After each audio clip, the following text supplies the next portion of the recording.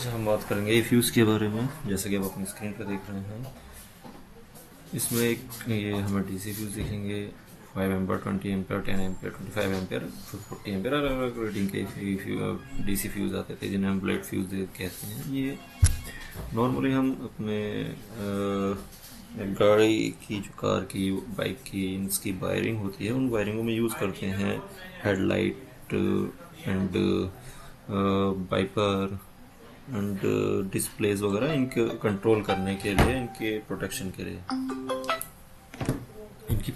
के लिए, लेकिन ये सारे जो फ्यूज़ यूज़ होते थे, सभी फ्यूज़ ये यूज़ होते आ रहे हैं एक छोटे कंट्रोल पाथ में, जो जहाँ करंट बहुत कम चलता है, जहाँ बहुत ज़्यादा करंट की डिमांड नहीं है मिली एम्पियर में, या एक आध एम्पियर की ज़रूरत है मिली एम्पियर, माइक्रो एम्पियर में। तो यहाँ लॉसेज इतना ज़्यादा फ़र्क नहीं पड़ता इनके लॉसेस का। साथ ही साथ अगर ये ख़राब भी हो जाते हैं तो पहली चीज़ ये ख़राब होते हैं तो हमें मैनुअली रिप्लेस करने होते हैं। ख़राब होते हैं, अगर ये लूज़ मिला तो ये आसपास के एरिया को जला भी देते हैं। साथ ही साथ अगर ये ख़राब होता है तो हमें इसे मैनुअली रिप्लेस करना पड़ता है। अब सीएनजी की गाड़ी या पेट्रोल या डीजल की गाड़ियों में ये ऑक्सिलरी पार्ट है। अगर ये किसी लाइट में लगा हुआ है, डिस्प्ले पर लगा हुआ है, या फिर वाइपर पर है, तो ये ऑक्सिलरी पार्ट है। मतलब इसके ख़राब होने से गाड़ी बंद नहीं हो जाती है। बहुत सारे केसों में गाड़ी चलती रहती है, कुछ केसों में बंद भी हो सकती है। तो अब हम शिफ्ट हो रहे हैं सीएनजी, पेट्रोल डीजल से ईवी की तरफ। और जब हम ईवी की तरफ जाते हैं तो इसमें इंजन होता है इलेक्ट्रिक इंजन ईवी गाड़ी में, जबकि पेट्रोल डीजल और सीएनजी की गाड़ी में इंजन होता है मैकेनिकल इंजन। यहाँ पावर जो जनरेट होती है वो फ्यूल होता है, उससे पावर जनरेट होती है। वहाँ हमें कोई फ्यूज़ की नीड नहीं होती है, क्योंकि करंट कुछ भी नहीं चल रहा होता। वहाँ इलेक्ट्रिक होता है, मैकेनिकल इंजन होता है, फ्यूल होता है और मैकेनिकल इंजन होता है। वही जब हम ईवी की तरफ जाते हैं तो यहाँ मोटर को चलाने के लिए, क्योंकि इलेक्ट्रिक इंजन है, वहाँ हमें करंट की रिक्वायरमेंट होती है, जो कि हमें लिथियम बैटरी वगैरह से मिलती है। अलग अलग टाइप की और भी बैटरीज आ रही हैं। तो ये लिथियम बैटरी में खुद में एक पीएमएस होता है जो लिथियम बैटरी को प्रोटेक्ट करता है, बहुत ज़्यादा ज़रूरी है। एंड मोटर के पाथ में और अदर पाथ में हमें भी प्रोटेक्शन देनी होती है। अब वो प्रोटेक्शन कैसी हो, क्योंकि हमारी गाड़ी चल रही है।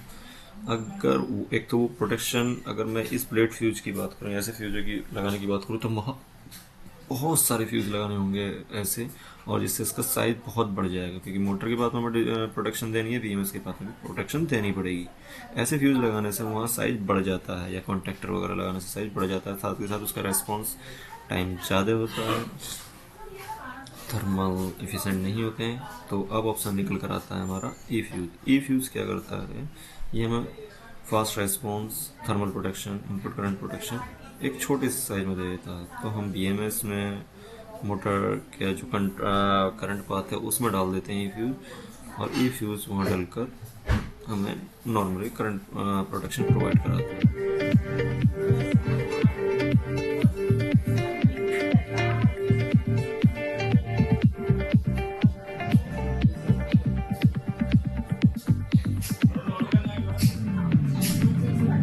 हम इसके GUI से इसका करंट सेट कर सकते हैं, वोल्टेज सेट कर सकते हैं, रेस्पॉन्स सेट कर सकते हैं कि कितना प्रोटेक्शन चाहिए।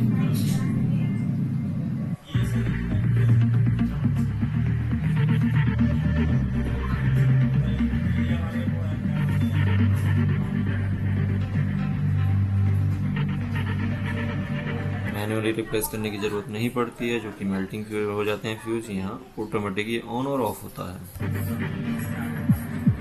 ये कुछ इसके टेस्टिंग रेस्पॉन्स हैं जो हम देख रहे हैं अपने डिस्प्ले पर।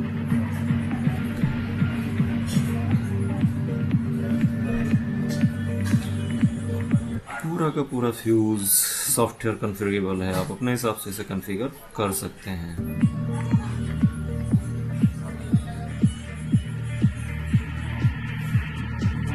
और रेस्पॉन्स भी चेक कर सकते हैं।